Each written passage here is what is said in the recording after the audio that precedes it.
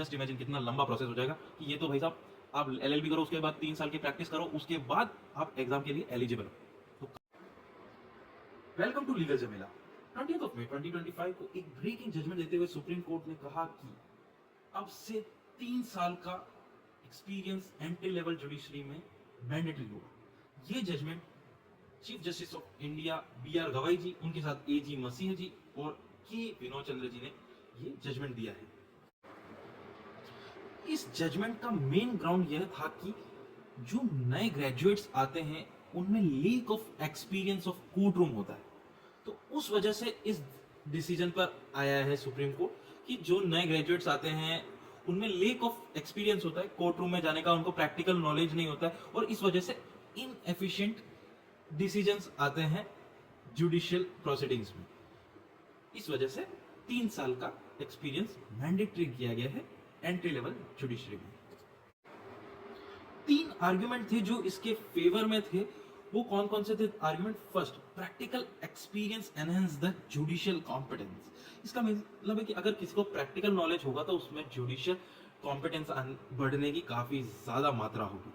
Second thing, exposure to real life experience will enhance the decision making skills.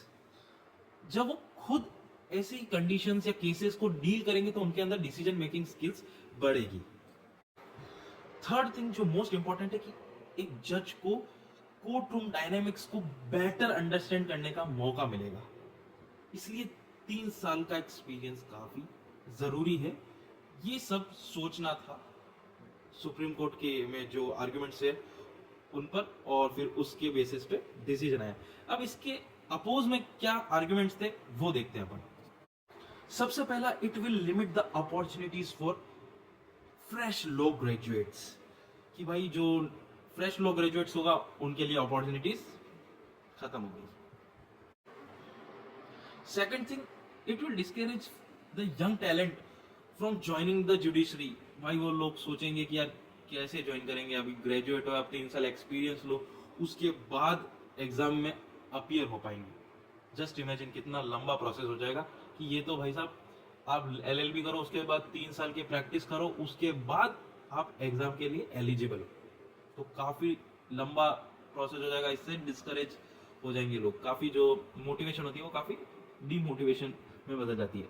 अब इसमें जो third most argument जो इसमें oppose किया गया है कि जो नए लॉ ग्रेजुएट्स होते हैं वो फाइनेंशियल बैरियर से कितना फेस करेंगे।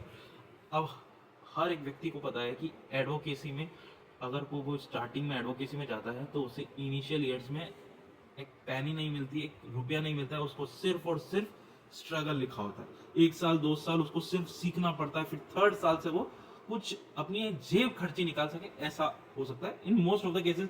अब एक्सेप्शनल केसेस तो अलग बात है कि कोई फर्स्ट डे से ही कमा ले, वो अलग बात है। बाकी मोस्ट ऑफ द केसेस में ऐसे ही होता है कि एडवोकेसी में प्रैक्टिसिंग में इनिशियल में कुछ नहीं कमा सकता है इंसान, सिर्फ सीखता है, दौड़ भाग होती है, प्रैक्टिकल नॉलेज लेता है, कोर्ट रूम में डायनेमिक समझता है, कैसे डील किया जाता है केसेस को वो देखता है, पर उस समय वो पैसे के बारे में सोच ही नहीं सकता। This is the main argument in opposing. इस जजमेंट से 4 मेजर थिंग्स निकल कर आई है। सबसे पहली फॉरमोस्ट इंपॉर्टेंट, 3 साल का एक्सपीरियंस मैंडेटरी हो गया है एंट्री लेवल जुडिशरी में। सेकंड थिंग, लॉ क्लर्क का जो एक्सपीरियंस होगा वो भी एलिजिबिलिटी के लिए मान्य होगा। थर्ड चीज, स्टेट गवर्नमेंट या स्टेट को अपने रिक्रूटमेंट रूल्स को 3 महीने के अंदर अमेंड करना होगा।